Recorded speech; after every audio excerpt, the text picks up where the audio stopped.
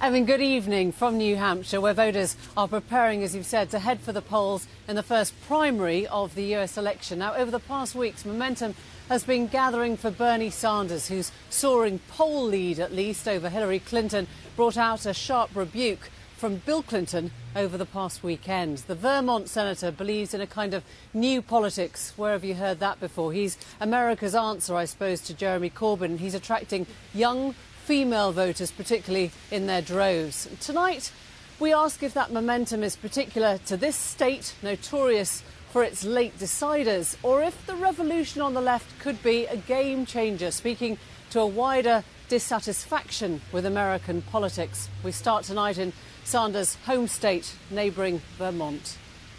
Okay, I like it. I'm so excited. There are different ways of expressing your commitment to a candidate. The T-shirt, the bumper sticker, and then there's this, a permanent tattoo of his head on your skin. Yeah, and then he was there announcing his tattoo. Here in Bernie Sanders' home state of Vermont, they're offering them free to any supporter who wants one. All right, who's next? Sure enough, his fans, let's call them Sandinistas, are queuing up. It's Jenny's turn. She's a psychology student at the nearby University of Vermont. I've never voted in a presidential election before. I think that even if he doesn't get the nomination, I think that this is just the beginning of something very, very large.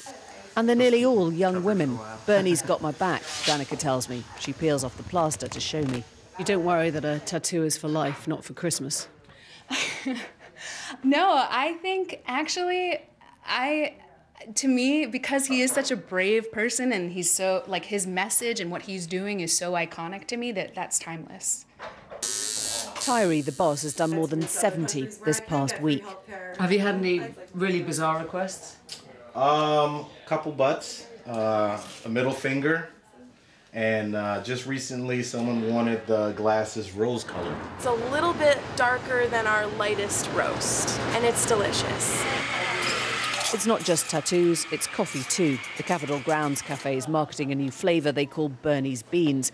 They give away 20% of what they make to Sanders veterans. People are really excited about it. They come in and buy bags and bags every single day.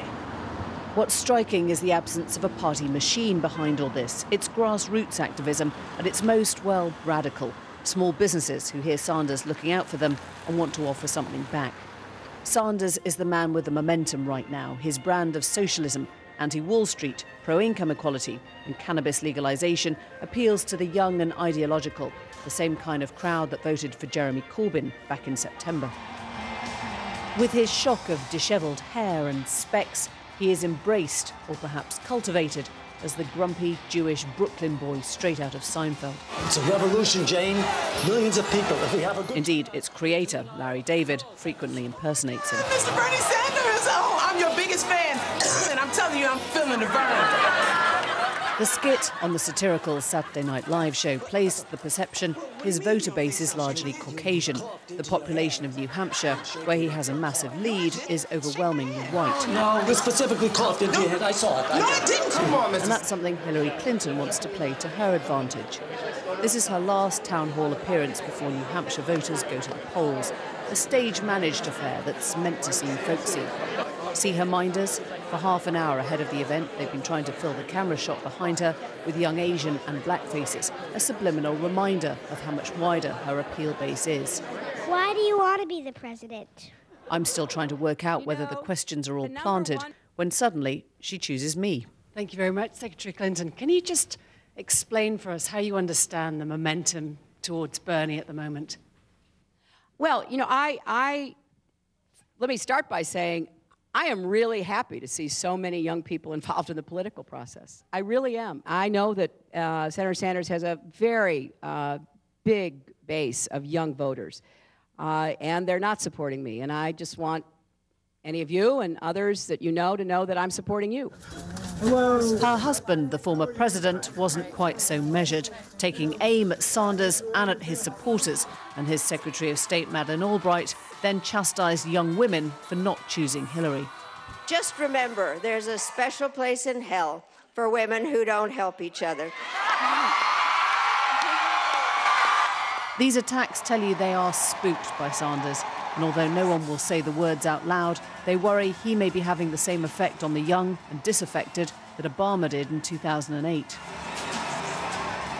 In many states, if you declare as an independent voter, then you can't then vote for a Republican or a Democrat in the primary contest. But in New Hampshire, that's not the case. As an independent, you can go along on the day and vote for whichever candidate takes your fancy. In other words, this particular contest has that whole new block of the unknown. And it's estimated that as many as 40% could be independents here. As with Obama, it's all about whether Sanders can mobilise the vote. When you talk to Bernie supporters here in Vermont, they say it's not a fad, a passing phase. They like what he's done to the state here as Senator Sanders, and they feel that whether or not he wins the nomination, the movement behind it is the thing they want to stay.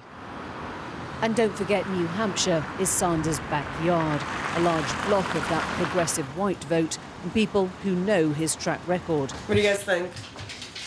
But from here, the race gets faster and much more racially diverse. Whether the people of South Carolina will be so ready to feel the burn, well, that's where things start to get interesting.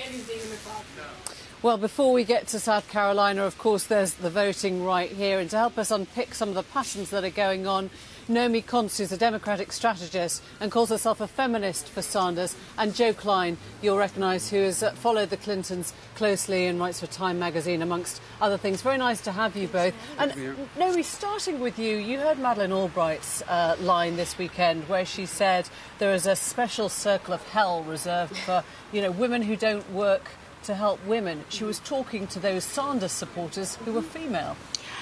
I respect Madeleine Albright, and she's a crusader for women all around the world. I actually enjoy that quote when it's used in different ways. I just don't think that was the right setting for it, and I've heard other Hillary supporters acknowledge that as well. Listen, I mean, to dismiss the millennial woman is not the way to engage them.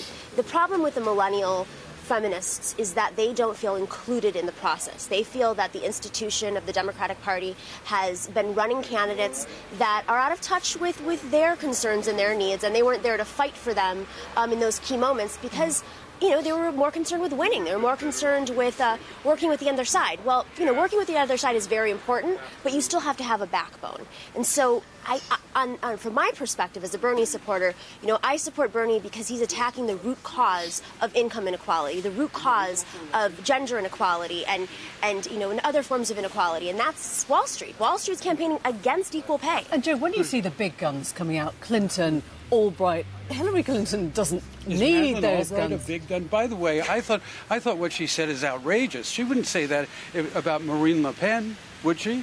I mean, she was just saying it about Bernie and about Hillary. It's, that kind of stuff is really stupid. Feminism has been the most successful political movement of my lifetime. We're going to see a woman president before very, very long. Women are markedly superior to men, I can tell you that.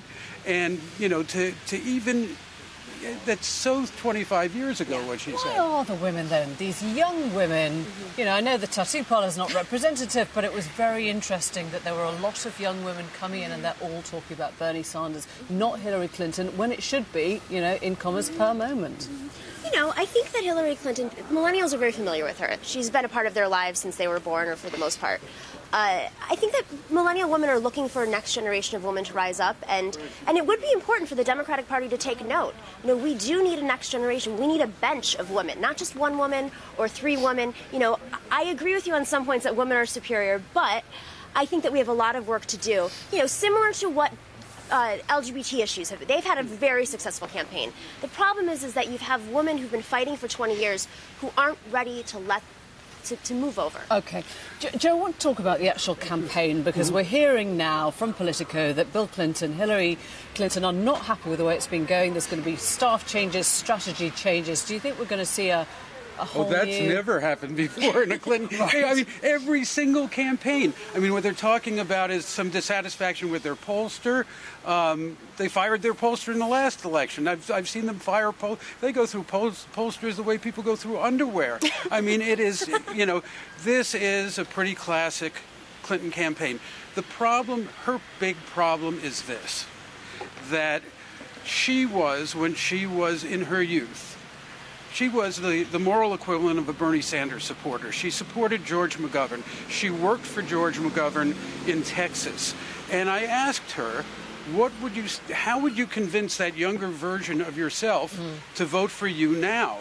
And it isn't an easy question to answer, because her strength is the fact that she works like a dog. She knows an awful lot. She knows the world in a way that Bernie doesn't.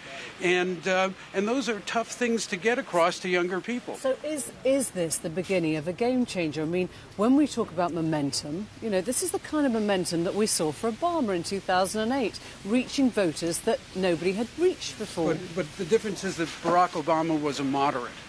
Hillary was to his left on health care, if you remember.